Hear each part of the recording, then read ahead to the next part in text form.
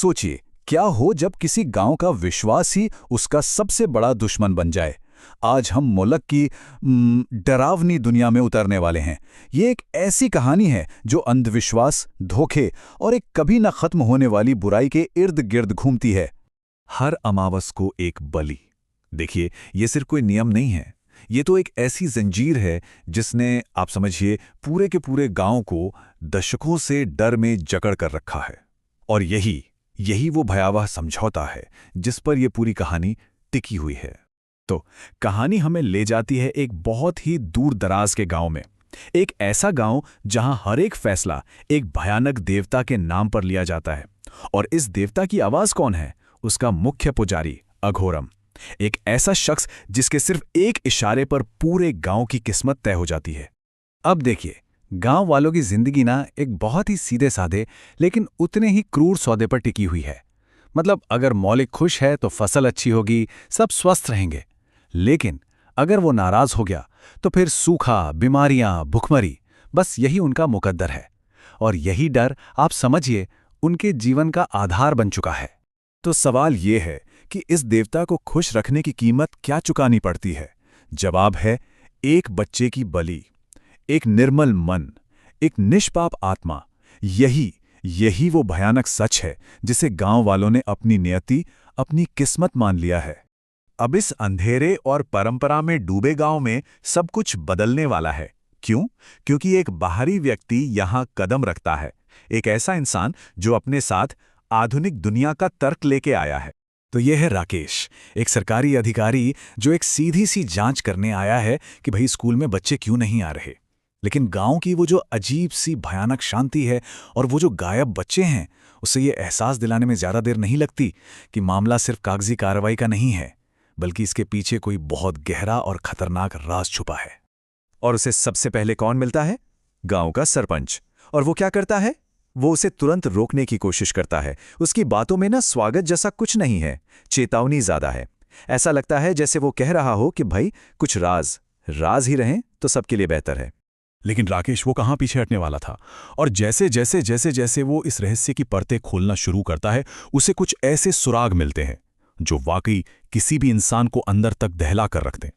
सबसे बड़ा सवाल, गांव के बच्चे आखिर जा कहाँ रहे हैं, कहाँ गायब हो रहे हैं? यही वो सवाल है जो अब राकेश के दिमाग में गूंज रहा है। और मजे की बात यह है कि यही वो सवाल है जिसका जवाब देने से पूरा का पूरा गांव कतरा रहा है। और जानते हैं पहला सुराग उसे कहां से मिलता है? बच्चों से। वो एक खेल खेल रहे होते हैं, पर ये कोई आम खेल नहीं है। इस खेल का नाम है बलि का खेला। ये गांव की सबसे काली और भयानक रस्म की एक मासूम सी लेकिन दिल दहला देने वाली नकल है। और बस यहीं से हकीकत और अंधविश्वास के बीच की जो लाइन है वो धुंधली होने लगती है।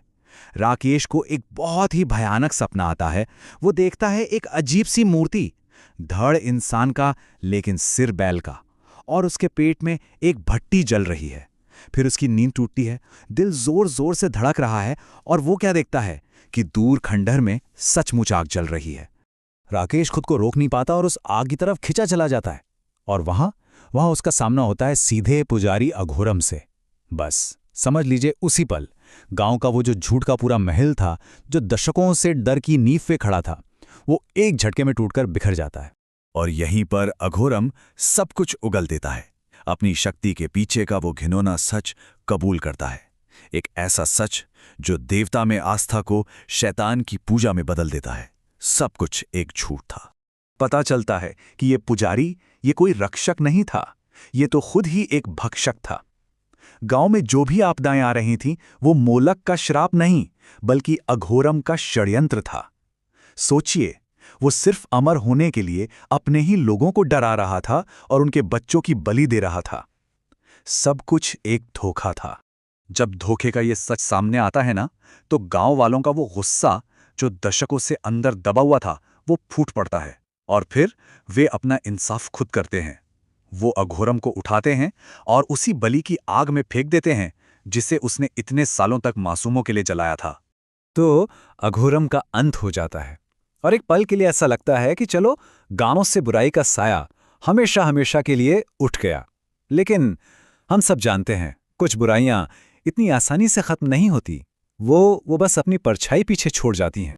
अगली सुबह माहौल बिल्कुल अलग था। सालों बाद गांव में एक अलग सी रोशनी थी। बच्चे एकदम आज़ादी से खेल रहे थे और वो जो दशकों पुराना डर था ना, ऐसा लग रहा था जैसे वो हवा में कहीं घुल गया है। सब कुछ ठीक लग रहा था। लेकिन जैसा कि मैंने कहा, सब कुछ ठीक लग रहा था। ये शांति ज़्यादा देर टिकती नहीं है। उसी दफन की गई मूर्ति के पास एक नया चेहरा सामने आता है। और ये कौन है? ये है अघोरम का बेटा, जो अपने पिता की अधूरी साधना को पूरा करने के लिए लौट आया है। और बस कहानी हमें यहीं एक बहुत ही परेशान करने वाले सवाल के साथ छोड़ जाती है। क्या बुराई वाकई में खत्म हुई थी, या ये सिर्फ एक छोटा सा पॉज था और अब आतंक का एक ऐसा नया चक्र शुरू होने वाला है जो बार बार खुद को दोहराता रहेगा।